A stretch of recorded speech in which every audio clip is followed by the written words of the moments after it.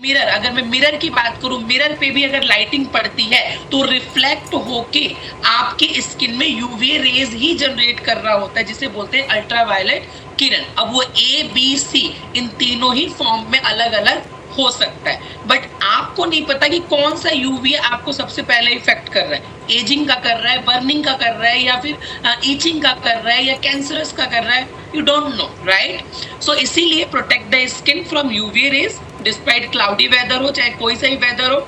आगे बात करें, exfoliate gently to prevent pores and breakout, यानी कि क्लॉक इसके लिए अगर बोलूं एक्सफोलिएट, जिस तरीके से आपका जो मॉनसून बदल रहा होता है या मौसम या वेदर बदल रहा होता है, तो उसमें क्या होता है कि आपकी कुछ चीजें बदलती हैं।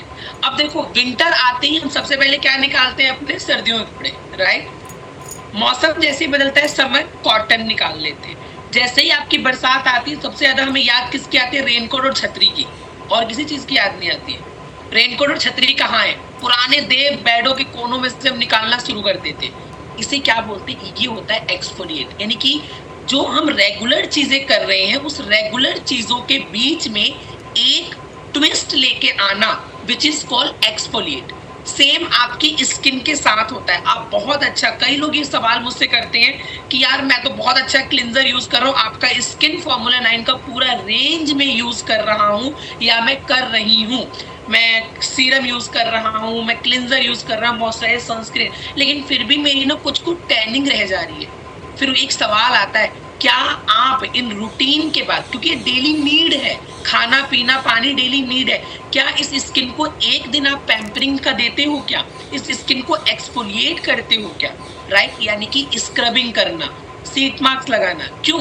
क्योंकि उसका भी एक रीजन है। आपके स्किन में डेली बेसिस पे डेड सेल्स जो होती हैं, जो कोशिकाएं होती हैं, वो टूटती और बनती हैं। तो जो आपकी मृत कोशिका होती हैं, तो जो डेली रूटीन करते हो, वो 99% आपको वो क्लीन करता है, लेकिन जो 1% है, वो 1% तो हर चीज परफेक्ट नहीं होती ना, तो उस 1% को क्लीन करने के लिए हर 15 दिन पे आपकी स्किन को एक्सफोलिएट करना जरूरी हो जाता है, राइट। नाउ आगे अगर मैं बात करूं, use light weight and water based moisturiser. So yes, आपको लाइट वेट और हल्के मॉइस्चराइजर यूज करने चाहिए। Quick monsoon skin care tips की अगर बात करूं, तो एवरीडे सनस्क्रीन जरूर अप्लाई करें, 2 से 3 बार फेस को वॉश जरूर करें, 2 से 3 बार, यानी कि डे एंड नाइट, ये 2 टाइम तो आपका परफेक्ट होना ही चाहिए। मॉइस्चराइजर लाइट वेट होना चाहिए। गर्ल्स के लिए बोले तो मिनिमल मेकअप आप कर सकते हो, थोड़ी सी टिंट वगैरह आप यूज कर सकते हो, राइट। प्राइमर एंड देन हल्का सा ब्लश के साथ भी अपना मेकअप डन कर सकते हो, राइट। जो चीज नहीं करनी चाहिए, तो अगर मॉनसून में अगर बात करूं, तो आपको जो प्रॉपरली है अपने हेयर को बार बार बहुत ज्यादा वेट नहीं करना चाहिए, राइट। अगर मैं बात करूं, यूज द सन ब्लॉक, वो आपको बता ही दिया। एक्सपोज इन्फेक्टेड स्किन, यानी कि जो भी इरिटेशन वाली चीजें, फॉर्मिंग बेस्ड चीजें हैं, उनको अवॉइड करो।